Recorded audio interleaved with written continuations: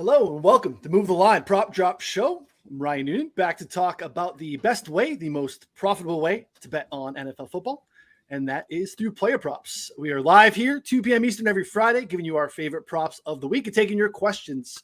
So if you are hanging out with us now on YouTube, subscribe, smash the like button so you don't miss a show. Lots of other great content here on the 4for4 channel, and then jump in the chat. Let us know anything that you're looking at here for week 9. Kind of a slow release this week. We were just talking about before we went live here. Not a lot that's out there comparatively to this time, typically on a Friday afternoon. So what are you looking to see? We can hopefully get to that at the end of the show. Joining me as always, Connor Allen. How we doing? Good. Still reeling from that loss of Rex Burkhead, under 8.5 rushing yards last night when he had 1 carry for 9 yards. 1 carry. I mean, I was at Daigle's house and literally, I was yelling. I almost left. I mean, we broke even, but still felt like a loss.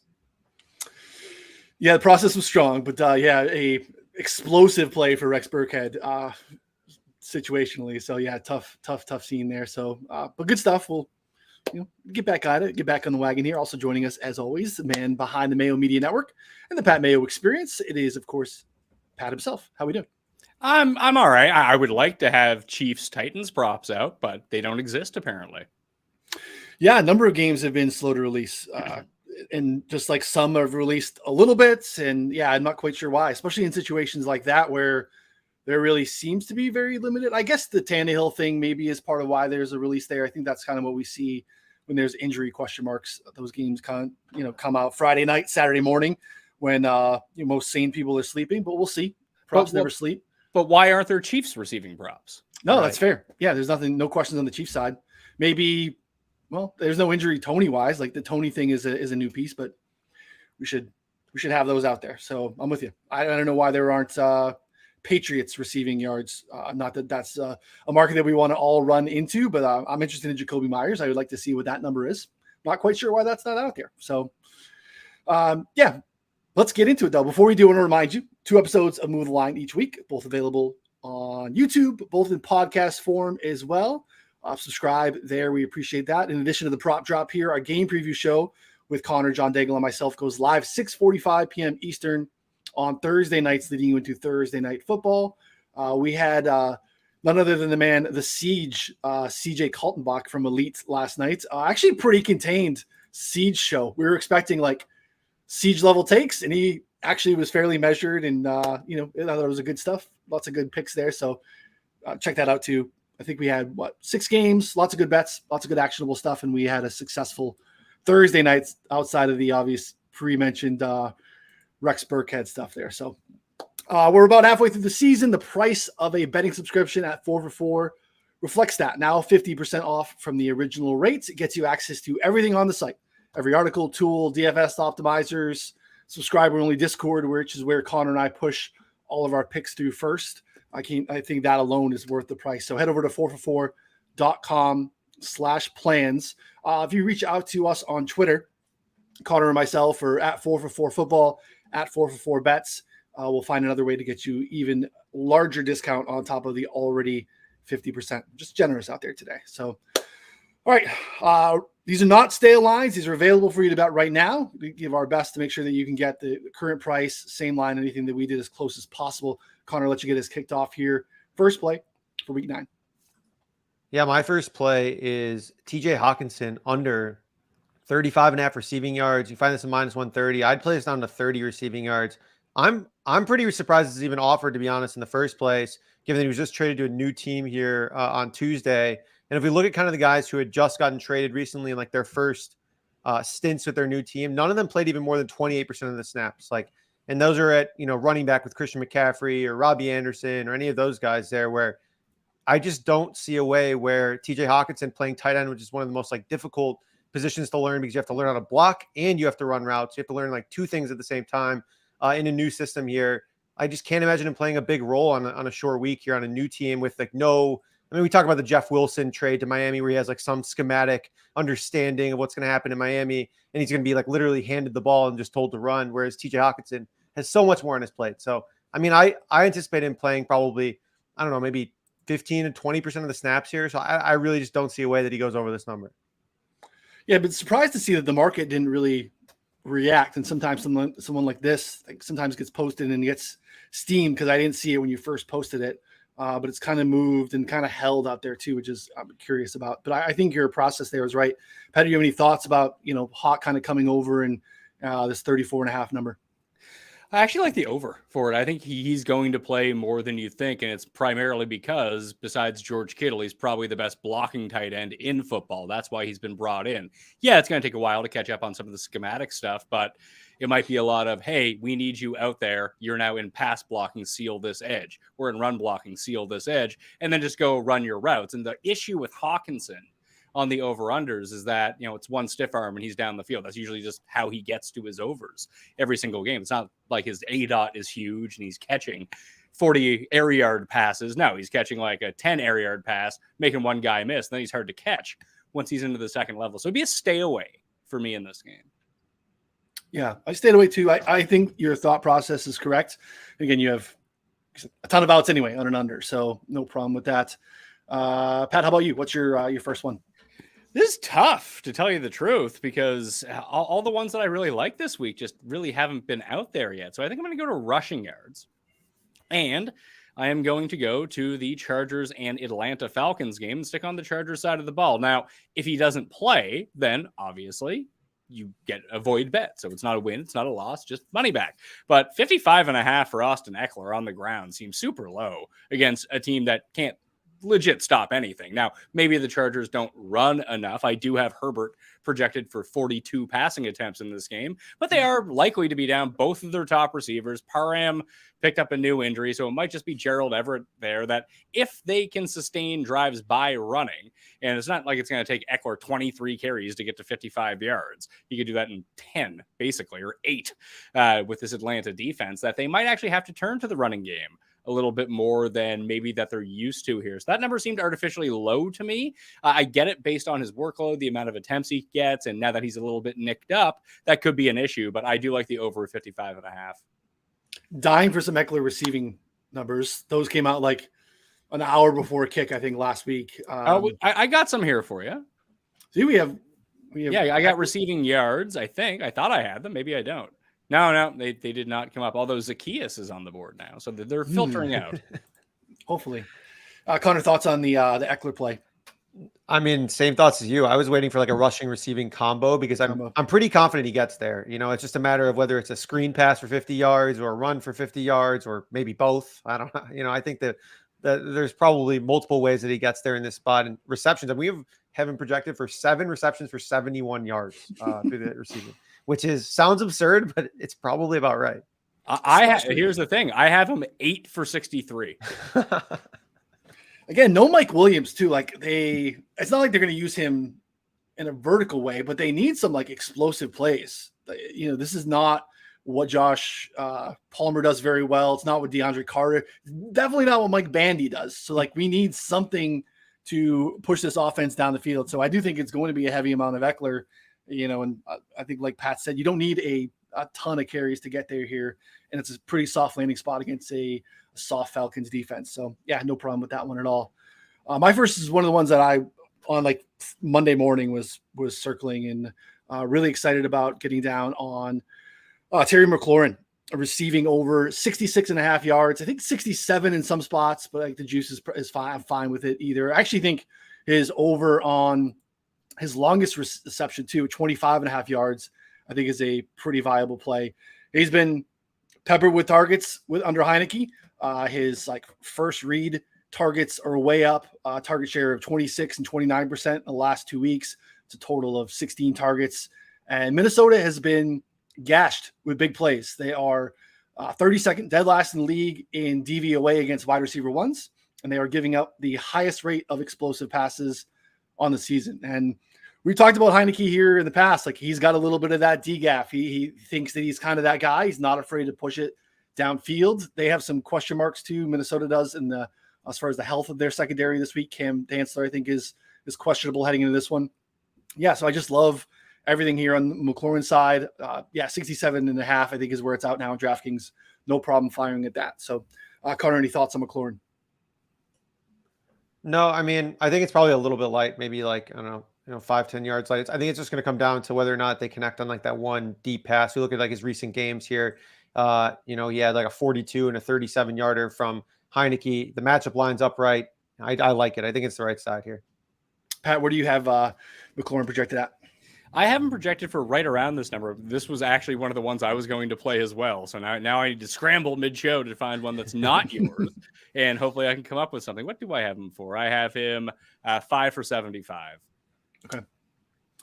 I like it. I think same 25.5 is a big play too. And yeah, he's not been a high volume guy the last handful of years, but again, the big plays are definitely there on the table. So again, hanging out in the chat, continue to ask us questions. We'll get to them at the end of the show. Connor, pick number 2. Yeah, we'll deviate here real quick. What's the word on Andrews? We just got a notification he did not practice again, live during the show. A little quick breaking news there. So I don't anticipate him playing, but we can talk about that at the end of the show if we want to go deeper in that. Well, we could do it real quick. I mean, so Isaiah Likely obviously was a monster last week when he was off the field, but the Saints have been the best in the league at defending the tight ends. What do we think about that? Yeah, I mean, I think it just depends on what his numbers come at. Like, I mean, last week I was like super excited to get a guy like Harrison Bryant's props, and then they ended up being like 30-something yards, and I was like, it's too high. Just puts up a total goose egg. I think Likely's fine. I think he'll probably just get like steamed up massively if he opens up in like the 20s. So we'll see. But I do think he's a fine like fantasy play if you need help. And obviously he did great in the preseason. But again, a lot of that was with, Tyler Huntley, who provided a lot of help for Mark Andrews, like best games last year. Just like loves throwing in the middle of the field. So I think Likely's fine. Everyone loves Likely though. I know I'm on an island. I got a ton of hate preseason about being like, yeah, I mean, he's fine, but like, I don't think he's like, the next Gronk or anything. So that's where I'm at on him. Yeah, pretty comfortably the best team according to Football Outsiders DVOA metric against tight ends. So I don't know what people think about that, but it's paid itself forward as far as like the Bills, who have been pretty much the dominant team against tight ends all season. And that's been where really good tight end performance has gone to die. So there's without Bateman there too, like they're going to have to throw to someone. And I think Likely probably does see some decent volume, but again, speculative. It's hard. Like I know, Pat, you probably don't have numbers for Likely without Andrews in the lineup, right? So I can come up with them as we speak if you'd like. I think it makes for a good discussion here. Let's see. All right, so I had Mark Andrews at a 28% target share, so we'll put that down to 0. And I guess what do you bump? I had Likely at 10. What do you bump him up to? That's the thing. Like, where do the passes go in this offense? Right. Again, no Bateman. So let's say they don't throw to their running backs. 24%. That sound right? It's fair. All right, we'll bump Josh Oliver up from 5 to 10, I guess. Is Nick Boyle playing? Probably. All right, so we'll have to bump him up a little bit as well. So we'll go to 10% on him, and we'll go to 5% on Oliver, I guess, and Kenyon Drake up to 8%. I don't think Gus Bus is going to be doing much receiving out of the backfield. I guess we put Demarcus Robinson up to 15% from 12, and I guess we're good to go now at 100%. All right, let's see what this projection gives me on old Isaiah Likely. I like him this week, but I'm not too concerned that the Saints are great at covering tight ends because very few tight ends are going to probably be the focal point of a passing game outside of very few teams. And I don't know if the Saints have actually played anyone like that so far this year. So sure. There's that angle to it as well. So let's see here. Where's Likely at? Likely would give me 4 catches for 39 yards in that scenario. Yeah. Okay. You're probably getting like 4.5 receptions, like juiced anyway. So it's probably not a great look. Yeah, I mean, if you get anything in the mid-20s, I think that'd be a smash on the over. But if we get like a low to mid-30s, I think it's probably just like a meh. Yeah, and that has them running, let's see, half and half, rushing to receiving. If they're leading in this game, they're going to be running. Yeah, oh, yeah. No doubt. Yeah, the interesting thing, too, with like the Bills and the Saints, who are great at it, like we have the Bills who play a ton of zone almost exclusively, and the Saints play man at like the league's highest rate too. So it's not even like a schematic thing. And DVOA is designed to kind of capture that instead of being just raw stats about, they've allowed X amount to, because I kind of hate that analysis because it doesn't, as to Pat's point, doesn't capture who they've played. So DVOA is supposed to kind of knock that out a little bit. But yeah, I mean, obviously he's going to see some targets. He'll probably even get some looks outside of the perimeter if Mark Andrews is in here with Bateman out of the lineup too. So wait and see. It's a Monday night. So the books are obviously not posting stuff on Sunday. So they're in no rush to post Saints Ravens stuff here, I'm sure. All right, Connor, back to you, number 2. Yeah, so my second one here is Marcus Mariota under 180.5 passing yards at this point. Noonan, I'm sure you probably have this on your list too for the attempts. But, I mean, Falcons here, awesome matchup in the running game against the Chargers, who are 27th in run D EPA, 23rd in run D DVOA as well. Mariota went under this number in 4 straight games prior to last week's shootout, against the Panthers, connected on multiple deep passes. In the 4 games prior, his highest yardage total was just 147 yards. And I think given the matchup, kind of like what we saw against Cincinnati too, they really thought that their edge was in the running game, and that's what they tried doing, like despite losing by 3 scores basically the entire game. And I think that even in this spot, even if the Chargers are able to kind of get a big lead here, I do think that they're probably going to stick with the run. And personally, I know Noonan and I talked about it on the other show. Like I think that the Falcons can kind of hang here and like can keep it within like a neutral game script. Right now, it's only, they're 3-point dogs. So I don't know. I think that this game's close. I think that the Falcons run the ball a ton. I think they have a ton of success. So I think the under on the passing yards is great. I don't know, Noonan, if you want to chime in at all here with, your take on the attempts. Yeah, I'm under on the attempts. We're waiting for them to post it last week. They never came around. It's a little juicy. I think I'm minus 135 now on DraftKings. Yeah, I got minus 130 on Rivers. You can see kind of where it's heading on Caesars there too. Producer Sal, if you're hanging watching on YouTube, is posting our prop market there from 4 for 4.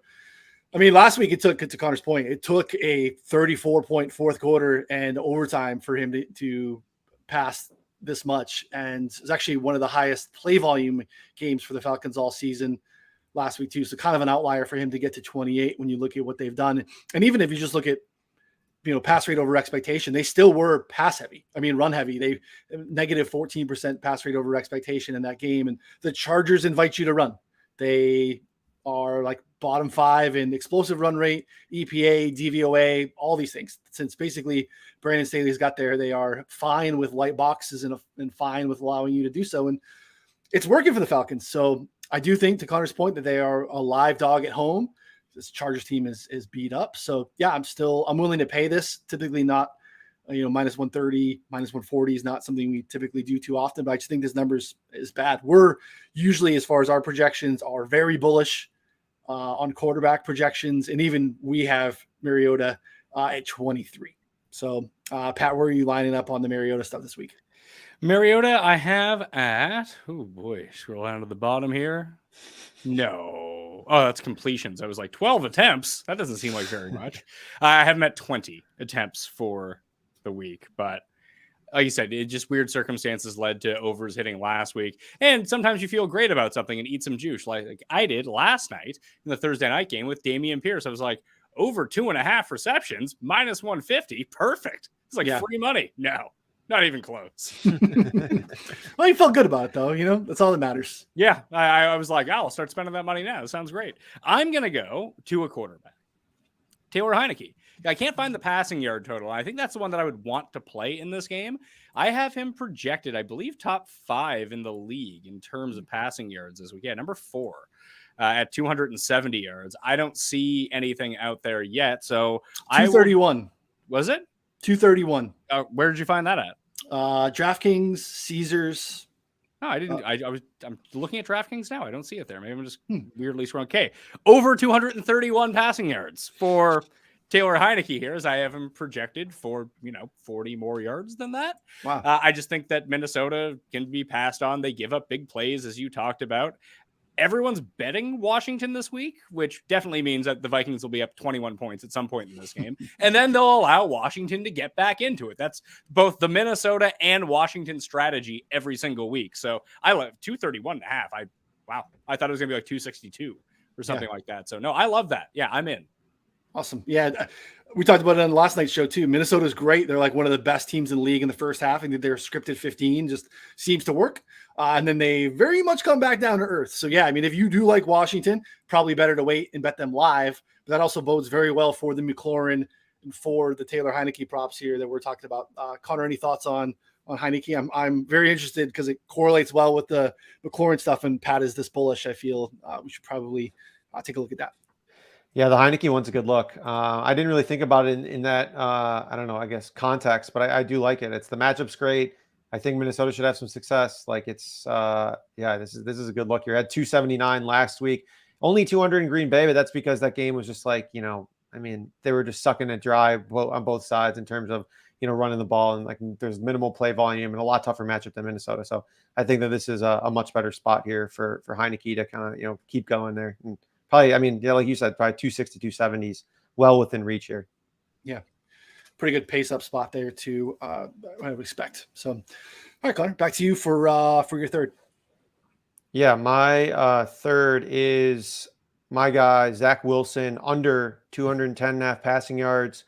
I'm really surprised, honestly, this number is over even like 200. I don't really get it. I know that he's had a couple of big games here, occasionally, but he's gone over this number in 2 of 5 games this season. Bills have, allowed more than this in only 3 of 7 games so far this year. Bills top 5 in pretty much every pass defense metric. Probably getting Tre'Davious White back, I think. Jordan Poyer's announced out, but on the other side, Zach Wilson also will not have Corey Davis. Elijah Moore ran behind Denzel Mims last week, so I don't even know if he's a factor in this game. Maybe they get him involved, but I think that that's more of just like a prayer at this point. Zach Wilson just really, really struggles against what the Bills do well. We saw last year, week 17, Zach Wilson completed just 7 of his 20 passes against Buffalo for 87 receiving yards, with Buffalo playing that, zone defense, keeping the ball in front of them. We talked about on last night's show, but I just think the exact opposite of what Zach Wilson could hypothetically do well is in this matchup against Buffalo here. Also, Zach Wilson against zone, 37th out of 38 qualified quarterbacks in Sports Info Solutions. Metric against zone, 38% success rate against zone. So I also expect the Jets to start extremely run heavy too, after kind of what we saw the Packers do against them last week. So like if we're going to see a run heavy approach to start and then him probably struggling against the Bills defense, I just don't see the way that he gets there, barring 50 plus pass attempts, which I guess is possible. But even then, I just think there's going to be so many interceptions. Like we've seen him play in some comeback games, and he's just a complete train wreck for the most part. Pat, you had a smirk. Are you? You don't need to tell me that Zach Wilson sucks. Some data points to back it up, but yeah, watch football. A long-winded explanation just this when I could have just said he sucks. Yeah, it's rough. It's rough. I mean, I know theoretically, like it's beginning these spots where it's like, oh, the game script's going to be so bad that he's going to have this like crazy good day because he's going to throw so many times. It does not work like that. That happened against the Patriots last week. It happens, like it does happen sometimes, but it doesn't always necessarily correlate with like, oh, you're going to be down 30 points, 20 points, and they're going to just have to force it. Like he's just bad. He's inefficient, and I don't think you're going to see like a massively different scheme from Buffalo. Like they only bring 4. They're not going to like change all of a sudden. Like, oh, they were blitzing all game and now they're like resting because they're up by 20. He's bad. And if you can't move the chains, you can't sustain drives. Like you have to get in these big spike plays. He just hasn't shown the ability to do that. So I get why maybe like I looked at it too. That's why I was looking at completions. I'm like, yeah, he could just dink and duck to Michael Carter. And then all of a sudden you're, just kind of holding the bag there in the third quarter where he's, already topped it because he can't push the ball down the field. So I don't know. I like Connor's look. I was just looking. Zach Wilson over 0.5 interceptions is minus 200. That's a great place to eat some juice, I would think. I would actually go the other way on that. I think that the no interceptions on bad quarterbacks is the way to go. Like PJ Walker, no interceptions is plus 170. Like the Bengals are out their 2 best corners. Yeah. That one's enticing. Or Josh Allen over half an interception at even money against the Jets. Like, I think this game is low scoring, weirdly enough. I like a lot of the unders for the Bills in general, just because I like the 12.5 is tough for me. I probably like the Jets there, but I actually don't ever think it's going to be a competitive game. I feel like I've talked myself into this one scenario of how this game is going to go. And it's like Bills win 22-10, something like that. Yeah, they cover the spread there too. So no, they don't. They don't cover by a half point. Okay. Well, I saw some 11s today. So ew, it depends on where you're at. Yeah, but I would think unders in that game make a lot of sense too. Good perimeter corners for the Jets. So yeah, don't hate that at all. Yeah, like I wanted Isaiah McKenzie over receptions, but that's not available. Yeah, and probably isn't till Sunday morning for some reason. So it's probably a good thing because I want to hear about the role that Nyheim Hines is going to play in this offense because he might just be a slot receiver. That'd be interesting.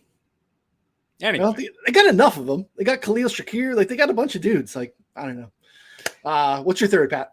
Deion Jackson, receiving prop, over 21.5 receiving yards. What is he going to have, 13 targets in this game? Yeah, that's that just popped, huh? Yeah, it's up there now, -110. So DraftKings Sportsbook. So yeah, I like that one a lot. Yeah, I like that one a lot too. I'm guessing, Connor, you probably like that one a lot. I do. Yeah, that's a solid look. I didn't see that. I mean, it's great because we're getting stuff dropping during the show. I know. So the downside of everything dropping all at once is that it's dropping late and we get antsy and we want more for the show. But the good thing is that when they drop all together, like, they're not quite as efficient because like sharp bettors aren't able to like just get in there and like shape every little thing like as they methodically drop. When they all just dump together, it's like, and you can just get on things like, and there's way more opportunity, I think. Well, here's the thing, though. Do we think that his receiving role is wildly reduced with Ellinger and not Matt Ryan? I think it's different. So I think that's kind of like the lazy analysis we've seen so far today is like, oh, the last time he was in this role, this is what he did. And it's like, no, like Matt Ryan was doing something very different and very, very game flow specific and game plan specific too, I think, against the Jags there. So I think there's still room for him to get there, even if this shifts down massively, because it sounds like they're not going to bring Zach Moss here. Looks like it's going to be Phillip Lindsay. Yeah, so like I'm not super worried about them. They said that's going to be Deion Jackson to kind of be the guy. Looks like probably negative game script. So yeah, I think it's probably there's room for it to not be what it was last week and to still go over this 21.5. So Connor, I know we typically shy away from these, but yeah, because the only reason I mentioned this, like between Hines and Taylor last week, they had 2 catches for 29 yards, which would win us this bet, obviously. Sure. That's great, but that's not super inspiring. No, it's a good point. Yeah, because Ellinger likes to run too. We talked about it last week. I mean, he got like that bet didn't hit because he was like 2 or 3 holding calls. Like 3. He had like. Okay, but hold on a second. I knew Pat. You can't be like, oh, well, he should have got to his over because of the holding calls. Well, he wouldn't have fucking got 40 yards if there wasn't holding. They were like non-holding. They were like even like relative to the play. Like he's like out on his own running, and then it was like holding. It was pretty ridiculous. I mean, maybe you're right, but I don't know. He was not even close to the guys. It wasn't great. 47.5 is his rushing number.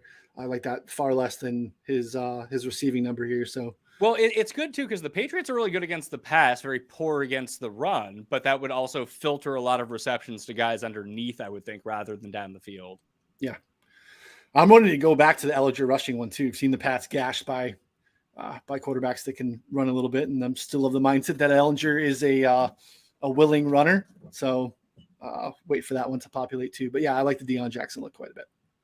All right. My third is – let's move a little bit. This is my first play of the week. It was Aaron Jones over 98.5 total yards. I played it at 93.5. I still play it at 98.5. Like anywhere under 100, I think is fine. Just have talked endlessly about how the Lions are a very, very generous lover. Regardless of how you're looking to game plan against them, they will allow you to do absolutely anything you want. Actually talked about it yesterday. Sheil Kapadia of The Ringer I was talking about looking back at True Media. They have basically EPA back to 2000, 23 seasons. There's been basically 734 instances of a team performing over that time span. And the current iteration of the Lions is the worst team since 2000 defensively in EPA per play. It is a historically bad defense that will allow you to do anything that you want. And I think we've kind of seen Jones separate a little bit from AJ Dillon in recent weeks. He's handled at least 80 or 62% of the running back carries in 3 of the past 4. Injuries to the wide receiver core, I think, has helped his passing game opportunities as well. He's got 15 targets in the past 2 games, which leads the team pretty comfortable, like 19% target shares in those games. And then last week too, we like seeing them run successfully late, even though they maybe should have been a little bit more aggressive. They had some success doing so. And this feels like a spot for Aaron Jones to go absolutely crazy. We have him for 78 yards in the ground and 39 through the air. which puts you comfortably over this mark. Like I said, anywhere up to 100. So, Pat, what do you think? What do you have Aaron Jones at this week? I like Aaron Jones unders always. Okay, just because you noisy with the AJ Dillon stuff. It's not necessarily it's noisy with the AJ Dillon stuff. Is that like when you just go parse through all of Aaron Jones's numbers, he really only has like 5 big games every year because the Packers don't seem to know what they're doing on offense. They're like, oh, well, this week we're not going to use Aaron Jones at all. It's like, okay, I don't know why you're not using what seems to be your best player at this point, but just with the way that they coach, it's a lot like I know DeAndre Swift is banged up, but he wasn't weeks 1 and 2. It's like, why don't you just give this Swift guy the ball? He seems way better than this other guy. It's like, no, we got to give the other guy 60% of the work. The Packers do the exact same thing. And in games where they should most definitely run, they'll pat. Like, what was the stupid game they played in London against the Giants? Like, oh, this is a smash for Aaron Rodgers unders and rushing overs, which it should have been, even with the way the game played out. It should have went that way. But no, of course it did not go that way because the Packers. So I feel like you've just won a lot more money blindly betting Aaron Jones unders over the years rather than overs. Yeah, I would agree with that premise. I think the recent usage is great. And because the Lions are so bad, they can even kind of play with their food a little bit here, mix AJ Dillon in, go really pass heavy all of a sudden. And like Aaron Jones can still do this on 10 touches because the Lions are just that bad of a team. So Connor, any thoughts on the Aaron Jones look? Yeah, I think Pat kind of nailed it for me about why like I just don't bet Aaron Jones overs generally. It's just like the usage is like just so, I mean, I don't know, random. It's just like, I mean, even the last like 3 weeks, like against Washington and the Jets, he had fewer than 10 carries. He got a ton of usage in the pass game though. So that's good. But I don't know. It's just something that like, I think that like you said, he can be efficient. He can get there for sure. I would almost rather like alt bet stuff if you want to take it than just take like the rushing receiving. Yeah, that's pretty savvy. Just try to find like if you want to bet the over, find some crazy progressive. Like I won a big one last week on Jacoby Myers progressive receptions. Like I just looked at it, it was like, all the Patriots are going to do in this game is just throw over the middle.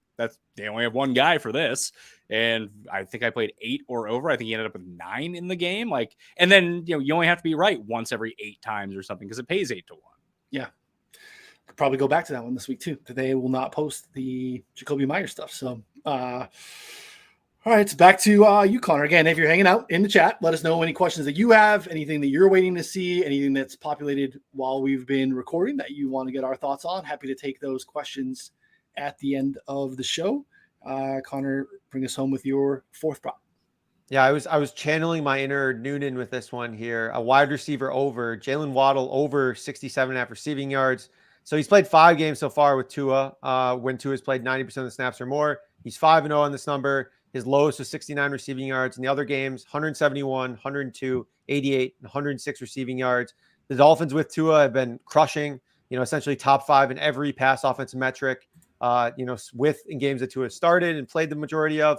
Now they get to play the Bears. Bears just allowed Dak Prescott to go 21 of 27 for 250 yards, like 9.2 yards per attempt. And that was after trading away Robert Quinn. Now they just traded away Roquan Smith as well. They have essentially no talent in their front 7. We have Waddle projected for like 88. I think I'd play it up to 70. I know there's some weather concerns, in Chicago, but I mean, right now we're looking at the weather forecast being like 13 to 14 mile per hour winds.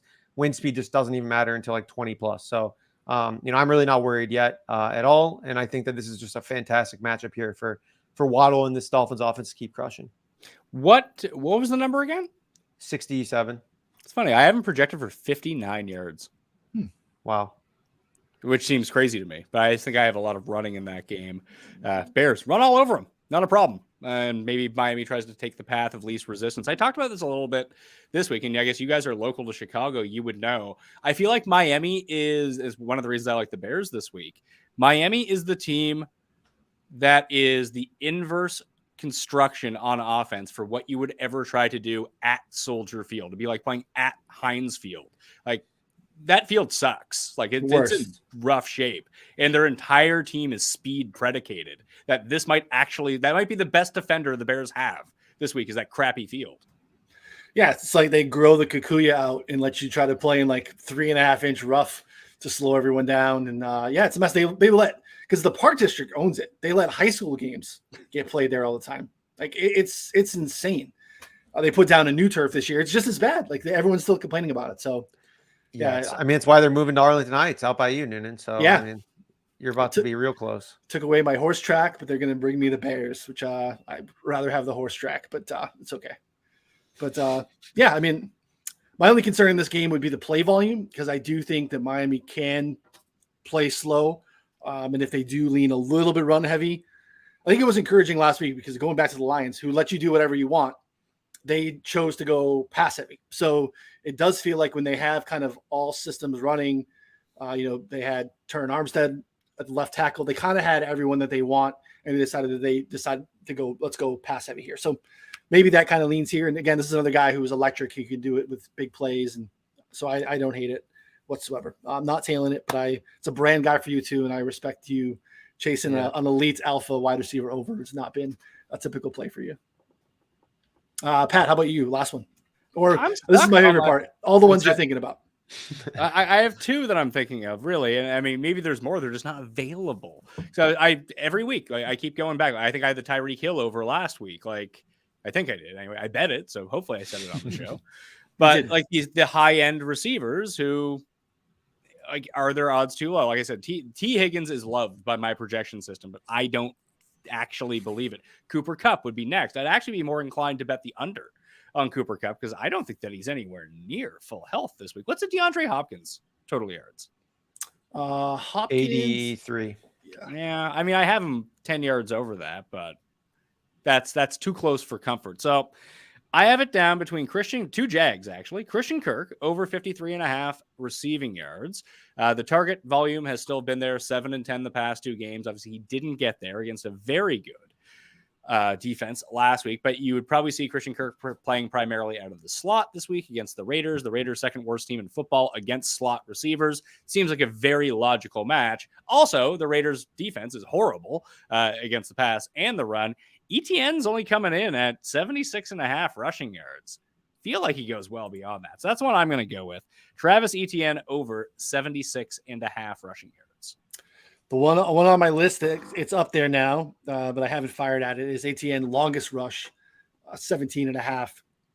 He's like, if you look at like his last couple of game logs, it's like 48, 38, 30. Like he's getting it done. The Raiders haven't allowed a bunch of big explosive plays on the ground, but like you can run on them. We saw last week with the Saints who want to run and can do so successfully. So yeah, and it's hard to not be pro everything ATN right now. And the usage is great. And with the volume he's getting, like he might get 22 carries in this game. Correct.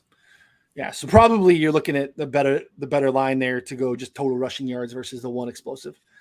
What do you think there, Connor? Any thoughts on ATN? Yeah, no, I didn't really think about it in that context, but yeah, like the usage has been insane. Like, I mean, there's no reason he shouldn't get at least, 16 plus, 17 plus carries in the spot.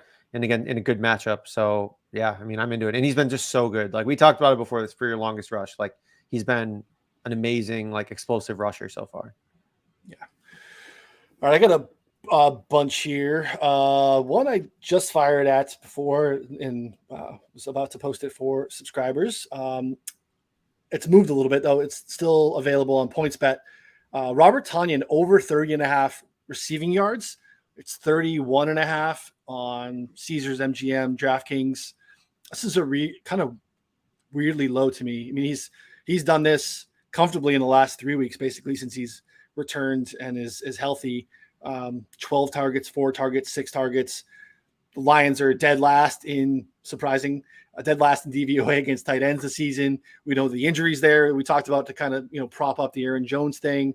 I just think you're going to see 5-6 targets and receptions here for Tonyan, who's actually can, actually do some stuff with the long receptions too. Like you've seen longest reception, 20, 14, 16, 19, 15. If he's catching 3 balls here, he is getting there with no problem. So that one's a little light to me. So I like Tonyan. We have him, I think, in the mid 40s. So Big Bob would be my 4th one. But the ones I'm also looking at, we talked about Devonta Foreman. I think that's going to be whether it's longest rush or total yards. No DJ Reader still for the Bengals, so you can run all over them. And again, I kind of think, and I know our guy Sharp Clark does as well, thinks that Carolina might be live there. Get just a different Bengals team without Jamar Chase. Jacoby Myers again. The Colts are by far the worst in terms of how they defend receivers against the slot. They have allowed, I think, their slot receiver or slot corner ranks 102nd out of 111 according to PFF's grade. He'll avoid Stephon Gilmore on the outside for the most part. Actually, like Devontae Parker being out, I think helps him too, because you'll see more Tyquan Thornton running some more vertical stuff. He's getting double teamed at like almost an elite receiver rate, which is not what he is, but no one needs to double Devontae Parker. So I just think that you're going to have more open area over the middle of the field for Jacoby Myers, who continues to get fed, and he'll probably open at like 50.5. He was like 48.5 last week, which is ridiculous. Probably going back to both Justin Fields and Geno Smith rushing numbers, because they're both facing teams that like to blitz a lot, teams that have given it up on the ground. Geno did it again last week, saved us late in the fourth quarter, but again, just sees a lot of blitzes and is not a like design run guy, but he's fine tucking and scrambling. Had 48 on 6 carries in the first matchup. That's hung at 18.5, which I think is a pretty good look. So, and then Hopkins, I think it's kind of interesting. I'm almost willing to pay the juice in the receptions.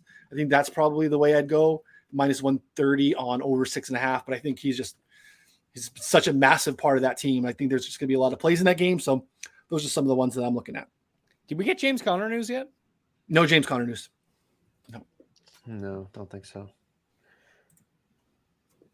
So tackles. The official tackle props 14-5 over at 4for4. We didn't get some of the ones we wanted posted last week, but the ones that we did worked out pretty well. We're going to go with Ryan Neal again, our guy last week who got us home for the Seahawks. They posted him finally. Box safety for Seattle, playing the Jamal Adams role. He's going to get a lot of chances here. Got hurt, left the game a bunch of times last week with cramps. Still got home for us over 5.5. They'll probably post it at 5.5 again. We will go back to the well there. Javon Holland is a safety for Miami. He took on the box role last week with Brandon Jones heading to the IR.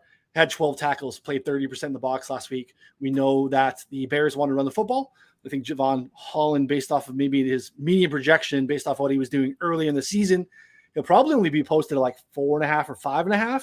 And he's got a role change, which is not being accounted for. So I think that's going to be a nice look there too. And then Quay Walker, who was a moron and got himself tossed in that game against the Bills the other night, the linebacker for the Packers, probably sees a lot of work here. He's 13 tackles the week before against Washington. Devondre Campbell hurt his calf. He's probably out. So you're looking at every down role for Walker and a lot of plays in that game against the Lions. So I don't think he's going to be suspended. We haven't seen anything. He probably would have been already. If you saw that game, he randomly just pushed a coach or an undressed player on the sideline and got himself tossed in that game. But almost had 6.5 tackles before he got tossed. So full game here against the Lions. Quay Walker is going to be a look for me this week. So again, betting subs at 4for4 in the Discord. We'll get those sent to you most likely Sunday morning, because they're waiting as long as possible to hang the props on the tackles. So Connor, is there anything that's on your list that we haven't touched on that you kind of want to get to? I want to hit some CEH unders, Pacheco maybe carry overs. They did a little switch last week in terms of like their roles. Pacheco technically started. Tough matchup against the Titans, strong run defense. So I think some CH unders there, even though they're going to be like probably 25 yards. I think still the under is going to be a good look. I don't know. I think Higbee props are dropping right now. I think Higbee overs could be interesting. We talked about this with the Rams matchup here against the Bucks. I feel like with Kupp kind of not 100%, and the offensive line still not in necessarily great shape here. The only way the Rams are going to move the ball is by going with like quick passes to Kupp or Higbee. And if Kupp's not 100%, then I feel like Higbee might be the guy to soak that up a little bit. So I think that's interesting. Antonio Gibson receiving overs. No JD McKissick. He was already kind of soaking up the only pass work there was, and now I think Brian Robinson is probably not that guy. So no McKissick. I think Gibson should be involved in the passing game at least a little bit. Connor and I were talking about this too. It was a little nugget from Seth Walder from ESPN, who does a lot of their analytic stuff. There have been 30 running backs this season who have at least 100 routes on the year. They've been targeted at an 18% rate against man and a 25% rate against zone. And then also they're more efficient too. You're seeing a reception on 21% against zone versus just 12 against man. And Minnesota is running the highest rate of zone defense of the week. So that also kind of bodes well with that little nugget too. A lot of cover two as well. So the Antonio Gibson stuff and the receiving overs make a lot of sense with kind of that piece there too. So like it. All right. We will now get to some listener questions. Again, if you're hanging out in the chat, fire away. We will see what we can get to here. I'll be back. Go for it. All right. We'll hold up our end of the bargain here with rolling through some of these questions. Sweet. All right. What do we got here? Zach Ertz, over 39 receiving yards. Seattle's been terrible against tight ends this season, but we've seen a little bit of a change in Ertz. Ertz was kind of a layup for us. 4 subscribers know we hit Ertz reception number repeatedly this season. And I like that probably more. If you could still maybe sell me on that versus the yards for Ertz, because we know he just literally catches the ball, turns around, falls down. But he has seen less work. Let me see what that actually is. He only has 4 and 5 targets each of the past 2 weeks. I kind of like the under, but it's just because Seattle's been so bad against the tight end. I didn't play it. I was going to play the under because I'm like, man, since DeAndre Hopkins came back, now they've Rondale Moore healthy still. Like, I think that they're probably gonna. I don't know. It's just the matchup makes it so much more appealing. If there was not like the blatantly worst matchup, I would definitely be on the unders. Yeah, I mean, look, he's got the same route participation as he's had for the last 6 weeks. He's around like 90% every game. But the 2 weeks before we had Hopkins back, 24% target per route run, 21% target per route run. Last 2 weeks, 10%.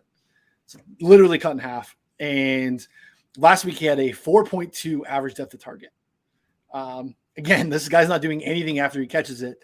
So if he's literally just catching these little layups, falling down, like 39.5 is too much. So again, if you liked it and you're bullish in this matchup, because as Connor said, like the Seattle thing is kind of real, it would be receptions for me. But I think 39.5 is probably a decent look to the under. So yeah, it's just kind of different with the way that they've used, Rondale in the slot there too. And yeah, sorry, Zach Ertz. It was a great run, but the time has passed. All right, what else have we got here? Amon-Ra. Where are you on Amon-Ra this week? I mean, love Amon-Ra. The yardage is a little high for me. It's like mid 70s, 6.5 receptions is juiced up. I think at minus 130. Kind of like it, but it's a high number and minus 130 is tough to do. Connor would laugh at me if I posted that for sure. So maybe a same game parlay and tying it into some other stuff. It's a high threshold. Again, I don't think that the Hawkins and stuff impacts him a ton, but it probably doesn't hurt. Connor, what do you think about Amon-Ra? Yeah, I was kind of like praying we were going to get another 5.5. We played the over 5.5 receptions last week, late in the week. Just the more we kept talking about it. We talked about it on our live show on Sunday morning, and I was like, yeah, this just has to be a play. And that cashed. I mean, should have cashed in the first half actually, and then ended up being a little bit of a sweat after he had a goose egg in the third quarter. But easily ended up over 5 catches. Now 6.5 minus 130, as you said. I think the over is still actually fine. I mean, even at minus 130, I think that's probably still the right look. It's just that, especially with, it looks like Josh Reynolds is probably out too. So it's just going to be. Khalif Raymond. Yeah, Khalif Raymond's been getting work. Yeah, Khalif and Amon-Ra, though. I mean, like, how much work can Khalif Raymond really get? I mean, like, I don't know. Yeah. Well, I mean, what is he? 91% route participation, 3 straight. He's got 4 straight games with a catch of at least 20 yards. It was encouraging to see his role stay the same with Amon-Ra back. So, yeah, I mean, I like it, but it's tough. I mean, last week at 5.5 was because we weren't super sure about how healthy he was, and he's had a little bit of touch and go play time over the last handful of weeks. But Pat, any thoughts on Lions passing game, guys? I mean, is it who? I don't know what Mitchell's first name is. I want to say James Mitchell. Yeah. It looks like Wright might be out as well. Get a look at a rookie tight end. I don't know if they'll post numbers on him, but like on DraftKings, I like him at $2,500. Yeah. James Mitchell is this is like a Virginia Tech thing where they have these like former quarterbacks that because James Mitchell's the same thing, right? Wasn't he like a quarterback, Connor, at VTech? Who? I think he's like another Logan Thomas? No, Yeah, he's like James Mitchell's like the same thing. He's like Logan Thomas part 2. The same dude. Yeah, I mean, I would believe it. Shout out Logan Thomas, man. You know, I miss that guy. You know, he's been he was my guy for a little bit there, but now you know, gone, forgotten. I feel like. Yeah, James Mitchell will be interesting if Brock Wright is out. Probably be pretty low numbers on James Mitchell. I mean, I don't know. Can we really talk ourselves into betting a James Mitchell over? I feel like. Oh no, what if the over is 8.5? Yeah. Well, then yeah, if the over is 8.5, yeah. I'm with Pat. It's probably more of a DraftKings play. You hope he catches one in the end zone, and that's about it. But it's like again, Quentin Tarantino that played last night, or whatever that guy's was, the tight end with the I don't know what his name was. Yeah. Taron Quintino or something like that. Yeah. Quinteriano. I don't know. Yeah. All right, let's see what else we got here. Green Bay's offense is a mess. We agree. Yeah, the Pitt, Heinz Field, formerly Heinz Field, they also let college and high school games get played there, which is just absolutely wild. It's amazing because in like European soccer stadiums, or like even soccer stadiums, you're not even allowed to like touch the grass. Like even if you're like even like remotely in play, like, you're not even allowed to like see it. Like it's nuts. I don't understand this question per se. Do you have Stevenson higher than St. Brown because of the Lions' inconsistent play, or because of St. Brown's injury history this season? Probably talking about our rankings. Okay, well, I'm going to use it as a chance to talk about Ramondre Stevenson, who's going to have a nice workload, perhaps, because it looks like Harris is DNP again today. He's out sick, so not a great matchup against the Colts. But if it's going to be just Ramondre, who has been an absolute beast in the passing game, total yards on Ramondre is going to be an interesting look here as well. If that gets posted anytime before Sunday morning. So, if referencing the rankings, Connor and I aren't in charge of the rankings or the projections specifically. So we can't help you with that, but can take it up with John Paulson. I'm not sure exactly what that is. All right. Fields, 233 rushing and passing for Fields. Thoughts on that, Pat? I don't mind that, actually. Miami's defense sucks. And maybe, like, is Bradley Chubb going to see like a full complement of snaps here? I would guess doubt it. Situational, yeah. Yeah, so maybe on third downs only. I mean, with the way that they've designed runs for him recently, even if Claypool only has a few designed plays, they're probably go deep chase, and he might come down with one. So I actually like the over in that. Yeah. I don't think that too. And I am bullish on Fields rushing yards here too. We've seen Josh Allen, we've seen Lamar go for big games too. They will bring the blitz. And I think the Bradley Chubb, if he plays, even probably helps a little bit more too. See him flushed out. They're obviously being more intentional about those Justin Fields rushing attempts as well. So you also asked about Christian Kirk. Pat touched on that. Raheem Mostert. I'm a little worried that Jeff Wilson comes in because it is the same offense that he knows from San Francisco. So I'm staying away from anything Raheem. I actually think Raheem unders might even be worth a look. Pat, do you have any feel for, brother Raheem and how that's going to go? No, I do not. Kind of agree. Yeah. Kenneth Walker over 72 rushing yards. I mean, the dude breaks big ones every week. Have not played it, but obviously looked at it quite a bit. Think the volume is nice here. Connor, any thoughts about Kenneth Walker? I was looking at this, maybe rushing, receiving too. They were talking up. Pete Carroll was saying how they haven't even officially released him or fully unlocked his potential, which I don't know. I mean, could lead to some more pass catching snaps if that's what they're looking for. So I was looking at maybe like a rushing, receiving combined. That's in like the mid 80s. He got there. He's gotten there just in rushing alone the past 3 weeks, including a game against Arizona.